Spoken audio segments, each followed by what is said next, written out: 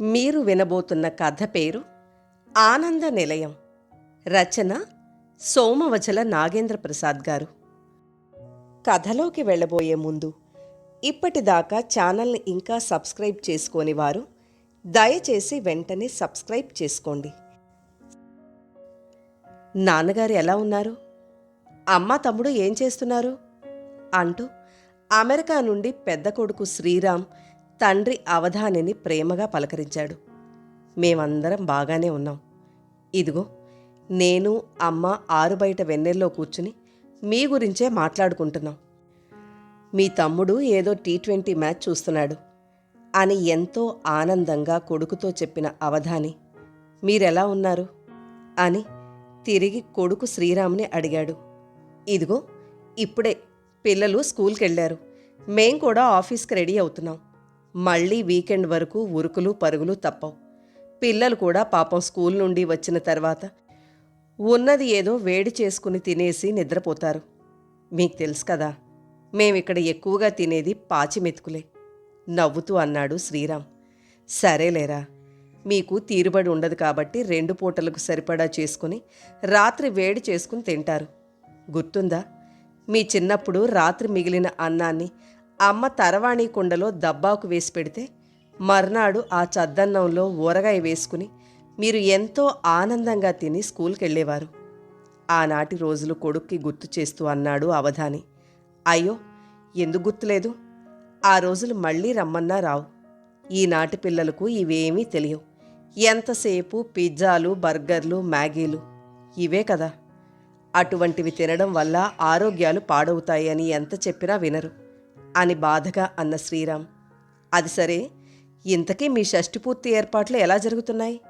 ఏంటో అప్పుడే మీకు 60 సంవత్సరాలు నిండుతున్నాయంటే నమ్మబుద్ధి కావడం లేదు చిన్నగా నవ్వుతూ అన్నాడు శ్రీరామ్. ఒరేయ్, రోజులు గడవడం ఎంతసేపు అని అన్న తండ్రితో, అవును నాన్నగారు, మనం అనుకున్న ఆ పని ఎంతవరకు వచ్చింది అని అడిగాడు శ్రీరామ్. దాదాపు పూర్తి కావచ్చింది. ఎటొచ్చి మనం పెట్టబోయే వృద్ధాశ్రమానికి ఏం పేరు పెట్టాలా అని ఆలోచిస్తున్నాను కొడుకుతో అన్నాడు అవధాని. ఇందులో ఆలోచించడానికేముంది, అమ్మ పేరు పెట్టండి అన్నాడు శ్రీరామ్. వద్దురా, అమ్మ పేరు పెడితే ఏదో పేరు కోసం చేశామంటారు. ఆ విషయంలో మీ అమ్మ కూడా తన పేరు వద్దని చెప్పింది. అలాగే మనం ఏ పేరు పెడితే బాగుంటుందో కూడా తనే చెప్పింది కొడుకుతో నవ్వుతూ అన్నాడు అవధాని. వెరీ గుడ్, అమ్మ చెబితే ఇంకా దానికి తిరుగులేదు. ఇంతకీ అమ్మ ఏం పేరు చెప్పింది ఆతృతగా అడిగాడు శ్రీరామ్. ఆనంద నిలయం మెల్లిగా అన్నాడు అవధాని. ఆనంద నిలయం, వావ్, సూపర్. అంటే అక్కడ ఉండేవాళ్ళు ఎప్పుడూ ఆనందంగా ఉండాలన్న ఉద్దేశంతోనే అమ్మ ఈ పేరు పెట్టింది, అవునా? చాలా చాలా బాగుంది ఆనందంగా అన్నాడు శ్రీరామ్. నిజమేరా, పిల్లలు కాదు అనుకున్న తల్లిదండ్రులు ఆ ఆనంద నిలయంలో హాయిగా ఆనందంగా ఉంటూ వారి శేష జీవితాలు ఏ లోటు లేకుండా గడపాలన్నదే కదా మనం ఆశ్రమం పెట్టడంలోని ఉద్దేశం. మీరు ఏ స్వార్థం లేకుండా మన పాత ఇంటిని వృద్ధాశ్రమంగా మార్చాలన్న ఆలోచనకు ఆ భగవంతుడి సహకారం కూడా ఎప్పుడూ ఉంటుంది. ఓ మంచి ఉద్దేశంతో మనం ప్రారంభించబోయే వృద్ధాశ్రమం అదేరా ఆనంద నిలయం. 10 కాలాల పాటు మనల్ని నమ్ముకు వచ్చిన అభాగ్యులకు చక్కని నీడని, ఆనందాన్ని ఇస్తుందన్న నమ్మకం నాకుంది అంటూ అవధాని మరికొంతసేపు కొడుకుతో మాట్లాడి ఆరుబయట వెన్నెల్లోనే కాసేపు నడుం వాల్చాడు. మర్నాడు సాయంత్రం అవధాని పెరట్లో కొబ్బరి చెట్టు నీడలో కూర్చుని గీతా మకరందం చదువుతుంటే ఒక పెద్దాయనెవరో గేటు తలుపు తీసుకుని లోపలకు వచ్చాడు. ఎవరా అని అతనికేసి ఆశ్చర్యంగా చూస్తున్న అవధానితో, ఏవండి, మీరు అమలాపురంలో ఉండే అవధాని గారే కదా అని అక్కడికి వచ్చిన ఆయన ఎంతో చనువుగా అడగడంతో, అవును, ఇంతకీ తమరు అంటూ వచ్చిన అతిథిని ఆశ్చర్యంగా ప్రశ్నించాడు అవధాని. నువ్వు నన్ను గుర్తుపట్టలేదనుకుంటా. మీరు అమలాపురంలో ఉంటున్నప్పుడు నేను మీ ఇంట్లో అద్దెకున్న ఇంజనీర్ రామారావుని.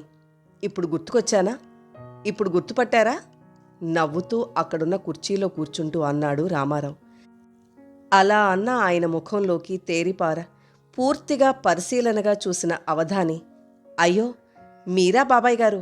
సారీ, మిమ్మల్ని చూసి చాలా కాలమైంది కదా, అందుకే గుర్తుపట్టలేదు, ఏమనుకోకండి అని ఎంతో ఆప్యాయంగా అన్న అవధాని, అవును, పిన్నిగారు ఎలా ఉన్నారు? ఇప్పుడు మీ పిల్లలిద్దరూ ఏం చేస్తున్నారు అని ప్రశ్నలు సంధించాడు. మేం బాగానే ఉన్నాం బాబు. ఇదిగో ఎటొచ్చి మీ పిన్న ఆరోగ్యమే ఏమీ బాగోలేదు.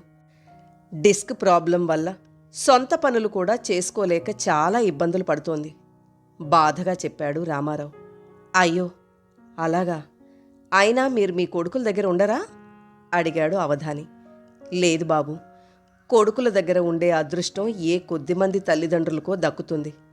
ఆ దేవుడు మా నుదుటన ఆ అదృష్టాన్ని రాయలేదు. అందుకే ఇబ్బంది అయినా ఈ వయసులో మేం ఒంటరిగానే ఉన్నాం అని బాధగా చెప్పిన రామారావు, అవును, మీరేదో వృద్ధాశ్రమం పెడుతున్నారని విని మీ సహాయం కోసం వచ్చాను బాధగా అన్నాడు రామారావు. అయ్యో, అంత మాట అనకండి. మీరు పెద్దవారు. మీ పెద్దవాడు చిన్నప్పుడు నా దగ్గరే చదువుకున్నాడు. ఎంతో బుద్ధిమంతుడు. పైగా మీరు మీ పిల్లల్ని ఎంతో క్రమశిక్షణతో పెంచారు. వాళ్ళు మీ మాట జవదాటరని అనుకున్నాను. మరి మీరేంటి ఇలా మాట్లాడుతున్నారు? పాత విషయాలను జ్ఞాపకం చేసుకుంటూ బాధగా అన్నాడు అవధాని. అవధాని అలా అడగడంతో తన మనసులో పొంగుకొస్తున్న బాధని ఆపుకోలేని రామారావు, నీకు తెలియందేముంది, ఆచార వ్యవహారాల విషయంలో మాకు చాలా పట్టింపులుండేవి. అందుకే పిల్లల్ని కూడా అలాగే పెంచాం. అయితే అది మా పెద్దవాడికి ఇష్టం ఉండేది కాదు. నాది అర్థం పర్థం లేని చాదస్తం అని కొట్టిపారేసేవాడు. ఏదో నా పోరు పడలేక త్రికాల సంధ్యలు చేసేవాడే కాని ఏనాడు మనసు పెట్టి చెయ్యలేదు. అలాగే ఉన్న ఊళ్ళో ఉద్యోగం వస్తే దాన్ని కాదనుకుని మేమెంత చెప్పినా వినకుండా బెంగుళూరు వెళ్ళిపోయాడు. పూనీ వెళ్ళినవాడు సక్రమంగానూ సవ్యంగానూ ఉన్నాడా అంటే అది లేదు. అక్కడ ఓ సాయిబుల అమ్మాయిని ప్రేమించాడు. చేసుకుంటే ఆమెనే పెళ్లి చేసుకుంటానన్నాడు. ఒరేయ్, వాళ్ళ ఆచారాలు వేరు, మన ఆచారాలు వేరు. మొదట్లో బాగున్నా తర్వాత చాలా ఇబ్బందులు వస్తాయని మేమిద్దరం ఎంతో నచ్చచెప్పాం. అయితే ప్రేమ ఊబిలో కూరుకుపోయిన వాడికి మా మాటలు అంతగా నచ్చలేదు. నాన్నగారు, మీరు మా పెళ్లికి వచ్చి మమ్మల్ని ఆశీర్వదించారా సరే సరే, లేకపోతే లేదు, నేను మాత్రం ఆ అమ్మాయినే చేసుకుంటాను అని మొండిగా తెగేసి చెప్పేశాడు. అప్పుడు నాకేం చెయ్యాలో తోచని పరిస్థితి వచ్చింది. బంధువుల్లో నా పరువు పోతుందని ఒకటే బాధ. అప్పుడు మీ పిన్నిగారు, ఏవండి, ఇప్పుడు మీరు కాదు అన్నంత మాత్రాన మనవాడు ఆ అమ్మాయిని పెళ్లి చేసుకోవడం మానడు. అటువంటప్పుడు మీరే పెద్ద మనసు చేసుకుని ఆ 4 అక్షంతలు వేస్తే అటు మీ పెద్దరికం నిలుస్తుంది, ఇటు కొడుకు పెళ్లి కూడా చూసినట్లుంటుంది. ఏమంటారు? కాస్త శాంతంగా ఆలోచించండి అని నాకు నచ్చ చెప్పడంతో ఇంక గత్యంతరం లేక వాడు కోరుకున్న అమ్మాయితోనే పెళ్లి జరిపించాను. పెళ్ళైన కొత్తలో ఓనాడు వాళ్ల కాపురం ఎలా ఉందో చూద్దామని మేమిద్దరం బెంగుళూరు వెళితే అక్కడ మా కోడలు మా కోసం మసాలా వంటకాలు వండి, ఇవి తప్ప నాకు వేరే వంటలు రావు, మీరు నచ్చితే తినండి, లేకపోతే మీరు మా ఇంటికి రానవసరం లేదు అని నిక్కచ్చిగా చెప్పేసింది. నా కొడుకు కూడా ఏమీ మాట్లాడకుండా మిన్నకుండిపోవడంతో ఆచారాలను సంప్రదాయాలను మంటగలిపే వాళ్ళ ఇంటికి ఇక వెళ్ళకపోవడమే మంచిదనుకొని ఇక అప్పటి నుండి మేం వాడి గడప తొక్కలేదు. ఈలోగా మా రెండో వాడికి కూడా పెళ్ళీడు రావడంతో పెద్దవాడి విషయంలో జరిగిన అనుభవాన్ని అవమానాన్ని దృష్టిలో పెట్టుకుని, నాయనా, నువ్వు కూడా మీ అన్నయ్యలాగే ఎవరినైనా ప్రేమిస్తే ముందే చెప్పు అని మా చిన్నవాడిని అడిగితే, అయ్యో, అటువంటిదేమీ లేదు నాన్నగారు, మీరు చూసిన అమ్మాయినే నేను పెళ్లి చేసుకుంటాను అని అన్నాడు. అమ్మయ్య, కనీసం వీడైనా మనకు విలువ గౌరవం ఇచ్చాడని ఎంతో సంబరపడి మాకు తెలిసిన సంబంధం చూసి వాడికి పెళ్లి చేశాం. అయితే మా ఆనందం ఎంతో కాలం నిలవలేదు. మా చిన్న కోడలు ఎంతో ఐశ్వర్యంలో పుట్టి పెరిగింది. చిన్నప్పటి నుండి ఇంట్లో ఏ పనులు చేసి ఎరగదు. అంత గారాబంగా పెరిగింది. అంతెందుకు, ఆ అమ్మాయికి కందిపప్పుకి శనగపప్పుకి కూడా తేడా తెలియదు. అందుకే నా భార్యే ఎంతో ఓపిగ్గా దగ్గరుండి మరీ ఇంటి పనులన్నీ నేర్పించింది. అయితే ఆ పిల్ల మనసులో వేరే ఉద్దేశం ఉంది. అది మాకు కొద్ది రోజుల్లోనే తెలిసింది. ఓనాడు ఉదయాన్నే మావాడు, అమ్మా, ఎందుకమ్మా తన నిద్రలేపి నాకు టిఫిన్ చేసి పెట్టమంటావు? అంత ఉదయాన్నే లేవడం తనకు అలవాట్లేదు. నీ కోపికుంటే చెయ్యి, లేకపోతే నేనే బయట హోటల్లో తినేసి ఆఫీస్కి వెళ్ళిపోతాను. అంతేగాని తనని అనవసరంగా ఈ విషయంలో ఇంక ఇబ్బంది పెట్టకు. నీకు తెలీదమ్మా, నాకు తనకు ప్రతిరోజు బెడ్రూమ్లో గొడవలు జరుగుతున్నాయి. ఛ, మీ ఇద్దరి మధ్య నేను అనవసరంగా నలిగిపోతున్నాను అని అన్నాడు. నువ్వే చెప్పావు ధాని, భర్తకు ఉదయాన్నే టిఫిన్ చేసి పెట్టడం భార్య బాధ్యత కాదా? అత్తగారు కోడలికి వంట పని నేర్పకూడదా? మా దగ్గర ఏమీ మాట్లాడకుండా మౌనంగా ఉన్న మా చిన్న కోడలు మా వాడిని రోజు సతాయించేదట. అది వాడు భరించలేక, అమ్మా, దయచేసి మీ కోడలికి ఏమీ నేర్పించడానికి ప్రయత్నించకు, ఆమెకి ఏ పనులు చెప్పకు, కుదరదంటావా? మేమే వేరే కాపురం వెళ్ళిపోతాం అని చెప్పేశాడు. అప్పుడు నేను, నాయనా, మా మూలంగా మీరు అనవసరంగా గొడవలు పడొద్దు, మీరు హాయిగా ఉండండి, మేమే వెళ్ళిపోతాం అని నా చిన్న కొడుక్కి చెప్పి అన్నపూర్ణను తీసుకుని అక్కడి నుండి బయటకు వచ్చేశాను అని కన్నీళ్లు తుడుచుకుంటూ చెప్పాడు రామారావు. అదేంటి బాబాయ్ గారు, అది మీ సొంతిల్లు కదా, మరి ఈ వయసులో వాడికి మీరు ఆ ఇంటిని అప్పగించి ఇలా మీరెందుకు బయటకు వచ్చేశారు?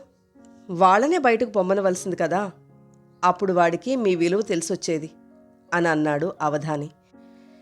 ఏం చేయను బాబు, ఏదో తెలియని పిచ్చి ఆవేశంలో నేనేమీ ఆలోచించకుండా ఇంటిని వాడికి అప్పగించేసి నేను అన్నపూర్ణతో పాటుగా బయటకు వచ్చేశాను.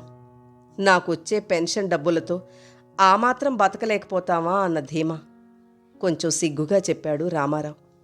నిజమే బాబాయ్ గారు, కానీ అదే మీరు చేసిన పెద్ద తప్పు అన్నాడు అవధాని. ఏంటి బాబు, కన్న కొడుక్కి ఇల్లు ఇవ్వడం నేను చేసిన తప్ప, లేక నేను అభిమానపడడం తప్ప అడిగాడు రామారావు. బాబాయ్ గారు, ఇల్లు వాడికి ఇవ్వడం ముమ్మాటికి మీ తప్పే. మీరే కాదు, నేడు చాలామంది తల్లిదండ్రులు ఇలాంటి తప్పులే చేస్తున్నారు అన్నాడు అవధాని.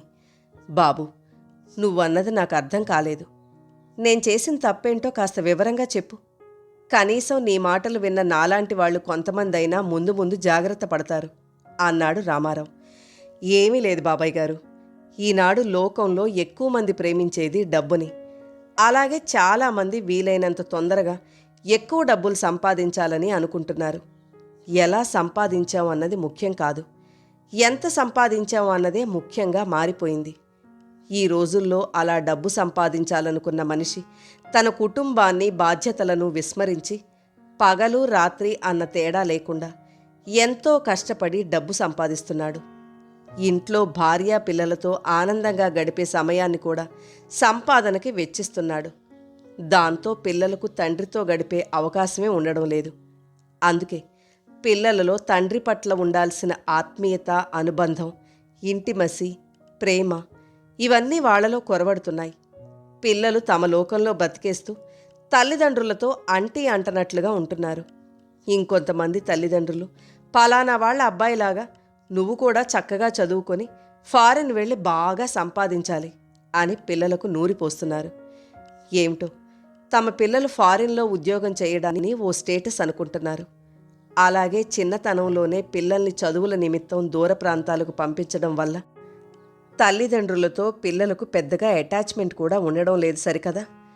వారి పట్ల ఉండవలసిన గౌరవం, అభిమానం అన్నీ క్రమేపీ తగ్గుతూ తెలియకుండానే వాళ్ల మధ్య దూరం పెరిగిపోతోంది.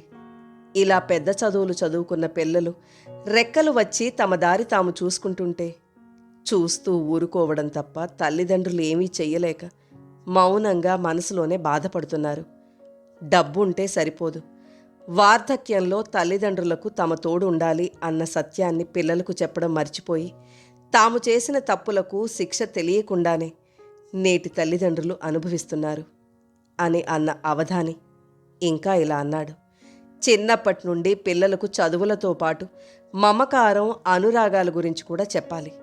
అలాగే వయసు పెరిగే కొద్దీ కన్న తల్లిదండ్రులను బాధ్యతగా చూసుకోవాలన్న విషయాన్ని చిన్నతనం నుండే మనం వాళ్ళకి చెప్పాలి. అప్పుడు పిల్లలు తమ బాధ్యతలు చక్కగా తెలుసుకొని తల్లిదండ్రులను వారి అవసాన దశలో ఏ లోటు లేకుండా చూసుకుంటారు.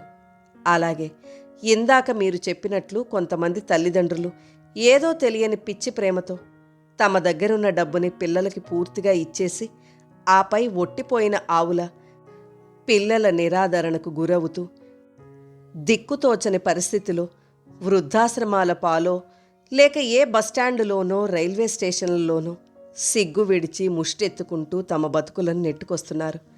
అలా కాకుండా తల్లిదండ్రులు తమ తదనంతరం మాత్రమే పిల్లలకు తమ ఆస్తిపాస్తులన్నీ దక్కేలా చూసుకుంటే, కనీసం ఆస్తి కోసమైనా అవసాన దశలో తల్లిదండ్రులను కొడుకులు కోడళ్ళు చూస్తారు. చాలామంది కొడుకులు పెళ్ళయ్యాక తమ తల్లిదండ్రులను అలక్ష్యం చేస్తారు. అయితే దీనికి కోడలే కారణమని అత్తమామలు అనుకుంటారు. మా కోడలు వచ్చిన తర్వాతే మా వాడు ఇలా తయారయ్యాడంటారు. ఇందులో ఏమాత్రం నిజం లేదు. తన తల్లిదండ్రులను భార్య నిర్లక్ష్యం చేస్తే కొడుకులు తమ భార్యలను ఎందుకు ప్రశ్నించరు? ఆమె తల్లిదండ్రులు అత్తమామలు ఇద్దరూ సమానమే అని వారికి నచ్చచెప్పాలి. ఇంక కోడళ్ళు తమన కన్న తల్లిలా ఆమె తల్లితో సమానంగా చూసుకోవాలనుకునే అత్తలు ఒక్కసారి ఆత్మపరిశీలన చేసుకోవాలి. వాళ్ళు కూడా తమ కోడల్ని కన్న కూతురులా చూసుకోవడం అలవాటు చేసుకోవాలి. అలా జరిగిన నాడు అత్తా కోడళ్ల మధ్య గొడవలు తగ్గిపోతాయి. అలాగే కుటుంబ గౌరవం కూడా వీధిన పడదు. మెట్టినింట్లో అత్తమామల పెద్దరికం, వాళ్ల తోడు మనకు చాలా అవసరం అని ప్రతి కోడలు గ్రహించాలి. అలాగే ప్రతి కోడలు అత్తమామల్లో తన తల్లిదండ్రులను చూసుకోవాలి. అప్పుడు తన భర్త తల్లిదండ్రులకు ఇలా వృద్ధాశ్రమాలు పాలయ్యే గతి పట్టదు అని ఎంతో బాధగా అన్నాడు అవధాని. అవధాని మాటలు విన్న రామారావు, బాబు, నువ్వు చెప్పినవి వినడానికే తప్ప ఆచరణలో చాలా కష్టం అని అన్నాడు రామారావు. లేదు బాబాయ్ గారు, బంధాలను అనుబంధాలను మర్చిపోయి తల్లిదండ్రులను కాదనుకున్న కొడుకులకు కోడళ్లకు చెప్పే పద్ధతిలో నచ్చచెబితే మన మాట తప్పకుండా వింటారు. మీరు అనుకున్నట్లుగా కొడుకులందరూ తల్లిదండ్రులని వృద్ధాశ్రమాల బాట పట్టిస్తే ఇక మన కుటుంబ వ్యవస్థకు విలువే ఉంది బాబాయ్ గారు. ప్రయత్నిస్తే జరగనిదంటూ ఏమీ లేదు. మీ విషయంలో అలా జరగడానికి వీల్లేదు. అంతెందుకు, నా కుటుంబాన్నే తీసుకోండి. ఇంతవరకు నా కొడుకు కోడలు నా మాటను ఏనాడు కాదనలేదు. అలా అని వారి స్వేచ్ఛను నేనెప్పుడూ అడ్డుకోలేదు. మనం పిల్లల్ని పెంచేటప్పుడు వాళ్లకు చదువుతో పాటు చక్కటి సంస్కారాన్ని కూడా నేర్పాలి. చిన్నప్పుడు వాళ్లకు తల్లిదండ్రులు అండగా ఉంటే పెద్దయిన తర్వాత వారు తల్లిదండ్రులకు అండగా ఉండాలన్న విషయం చిన్నప్పటి నుండి వాళ్లకు తెలిసేలా చెప్పాలి. పిల్లలు ప్రతిదీ పెద్దవాళ్లను చూసే నేర్చుకుంటారు. మనం మన పెద్దలను గౌరవిస్తే పిల్లలు అది చూసి మనల్ని గౌరవిస్తారు. అలాగే బంధువుల ఇంటికి రాకపోకలు కూడా అప్పుడప్పుడు ఉండాలి. అప్పుడే బంధాలు బంధుత్వాలు కలకాలం నిలుస్తాయి. కానీ దురదృష్టం ఏమిటంటే ఈ రోజుల్లో అందరూ నేను నా కుటుంబం అనుకుంటూ బంధువులను దూరం చేసుకుంటున్నారు. మీ విషయంలో మీరేం వర్రీ అవ్వకండి. వచ్చే నెలలో మా పిల్లలు నా షష్ఠి పూర్తి చేస్తున్నారు. నా పెద్ద కొడుకు పిల్లలు అమెరికా నుండి వస్తారు. ఆ సందర్భంగా జరిగే ఫంక్షన్కి నేను మీ కొడుకులను కూడా పిలుస్తాను. వాళ్ళ ఫోన్ నెంబర్ ఇవ్వండి. నా మీద గౌరవంతో మీ వాళ్ళు తప్పకుండా వస్తారు. అప్పుడు నేను వాళ్ళతో మాట్లాడతాను. వాళ్ళకి చెప్పే విధంగా చెబితే వాళ్ళు వింటారన్న నమ్మకం, ఆశ రెండూ నాకున్నాయి. అలాగే మనిషిలో మార్పు ఒక్కోసారి సడన్గా జరుగుతుంది. ఓ కిరాతకుడు వాల్మీకిగా మారలేదా? రామాయణ రచన చేయలేదా? ఎలా చెప్పాలో అలా చెబితే వాళ్ళు తప్పకుండా అర్థం చేసుకుంటారు. ఆ విశ్వాసం నాకుంది అని అన్నాడు అవధాని. అవధాని మాటలతో కొండంత ఆశ కలిగిన రామారావు, సరే, నువ్వు అన్నట్లు వాళ్ళు మారితే అది మా అదృష్టం అంటూ మనసులోనే అవధానికి కృతజ్ఞతలు చెప్పుకున్న రామారావు ఏదో తెలియని ఆశతో ఇంటికి బయలుదేరాడు. రావయ్యా రఘు, ఏం సీను, కులాసాయేనా? తన షష్ఠి పూర్తి ఫంక్షన్కి వచ్చిన రామారావు కొడుకులను నవ్వుతూ పలకరించాడు అవధాని. మేం బాగానే ఉన్నాం అంకుల్, మీరెలా ఉన్నారు? తిరిగి నవ్వుతూ అన్నారు అన్నదమ్ములిద్దరూ. మేం బాగానే ఉన్నాం, పిలవగానే కాదనకుండా వచ్చారు. చాలా థ్యాంక్స్ అయ్యా అన్నాడు అవధాని. అయ్యో, అలా అనకండి అంకుల్. నేను ఈరోజు ఇలా ఉన్నానంటే ఇదంతా మీ చలవే కదా.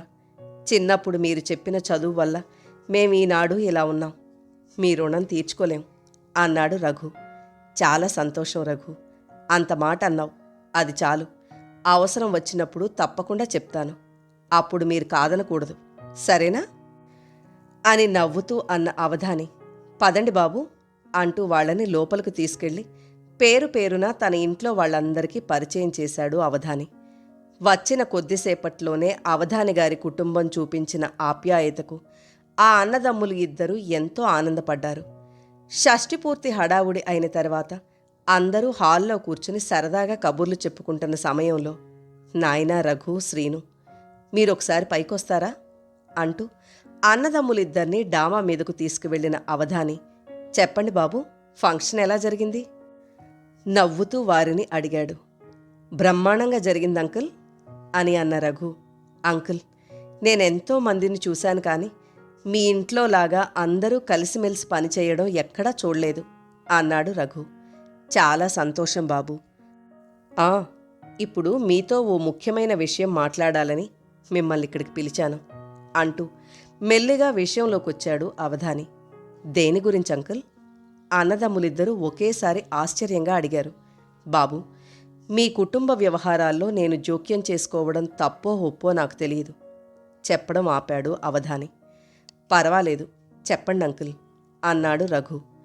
ఏమీ లేదు బాబు, మీ అమ్మా నాన్నలు మీ దగ్గర ఉండరని తెలిసింది. నాయనా, తల్లిదండ్రులు తమ అవసాన దశలో కొడుకుల దగ్గరే ఉండాలని కోరుకుంటారు, అవునా? మరి వాళ్ల కోరిక తీర్చడం మీ బాధ్యత కాదంటారా? సూటిగా అడిగాడు అవధాని. అది అని వారు ఏదో సంజాయిషీ చెప్పబోతుంటే, చూడండి బాబు, నాకన్నీ తెలుసు. ఇంతకాలం మీకోసం తమ ఆనందాలను, జీవితాన్ని త్యాగం చేసిన తల్లిదండ్రులకు మీరిచ్చే గౌరవం, మర్యాద ఇదేనా? తల్లిదండ్రులను కన్న కొడుకులు కాకపోతే ఇంకెవరు చూస్తారు? ముందు వచ్చిన చెవుల కంటే వెనక వచ్చిన కొమ్ములు వాడి అన్నట్లు మీకు మీ భార్యలు ఎక్కువైపోయారా? భార్య అంటే జీవిత భాగస్వామి, శరీరంలో సగభాగమే, కాదనను. కానీ ఎవరికి ఇవ్వాల్సిన గౌరవం వాళ్ళకివ్వాలి, అవునా? మరి మీరిద్దరూ వాళ్ళని కాదనుకున్నారు కదా.